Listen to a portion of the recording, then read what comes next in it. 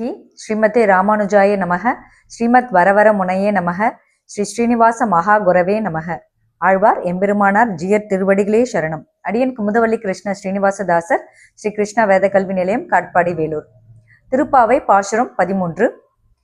புள்ளின்வாய் கீண்டானை பொல்ல அரக்கனை கிள்ளி களைந்தானை கீர்த்திமை பாடிப்போய் பிள்ளைகள் எல்லோரும் பாவை களம் புக்கார் வெள்ளி எழுந்து வியாழ முறங்கிற்று புல்லும் சிலம்பினக்கான் போதரி கண்ணினாய் குள்ள குளிர குடைந்து நீராடாதி பள்ளி கிடத்தியோ பாவாய் நீ நன்னாளால் கள்ளம் தவிர்ந்து கலந்தேலோர் எம்பாவாய். இந்த பாசுரத்திற்கான விளக்கம்: புலின்வாய் கீண்டானே பொல்ல அரக்கனை கிள்ளி களைந்தானே கீர்த்திமை பாடிப்போய். இந்த 2 வரிகளுக்கான விளக்கம் என்னன்னா, ஒரு புல்ல கையில கிள்றது எவ்வளவு எளிமையோ அது போல எவ்வளவு சக்தி வாய்ந்த எதிரிகளா இருந்தாலும், ராமாவதாரத்தில் ராமன் அந்த 10 தலை ராவணன், அவன் எவ்வளவு சக்தி வாய்ந்தவன், அரக்கன்றது எல்லாருக்கும் தெரியும். அந்த மிக சக்தி வாய்ந்த அரக்கனையும் வலிமை வாய்ந்த எதிரிகளையும் ஒரு புல்லை எப்படி கைகளால் கிள்ளுகிறோமோ அப்படி கிள்ளி களைந்தவன் ராமாவதாரத்தில்.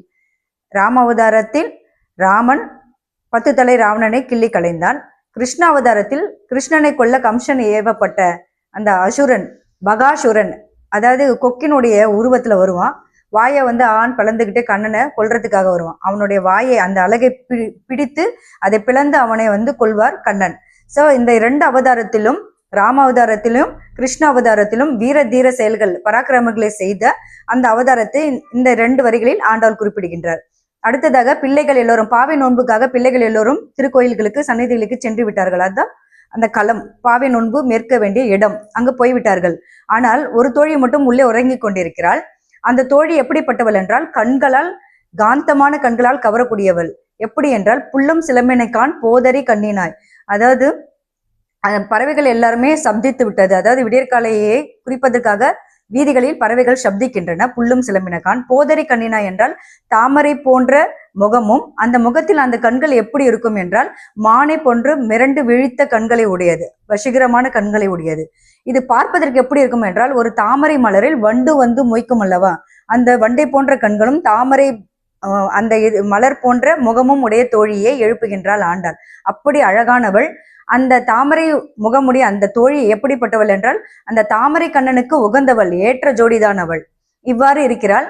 அவள் இன்னுமா இந்த மார்கழி மாதத்தில் தூங்கி கொண்டிருக்கிறாய். பள்ளி கிடத்திய பாவாய் நீ நன்னாளில், மார்கழி மாதம் நோன்பு நோற்க வேண்டும், நீ படுத்து தூங்கி கொண்டிருக்கிறாயே, எந்திரித்து எங்களுடன் வா என்று அழைக்கிறாள்.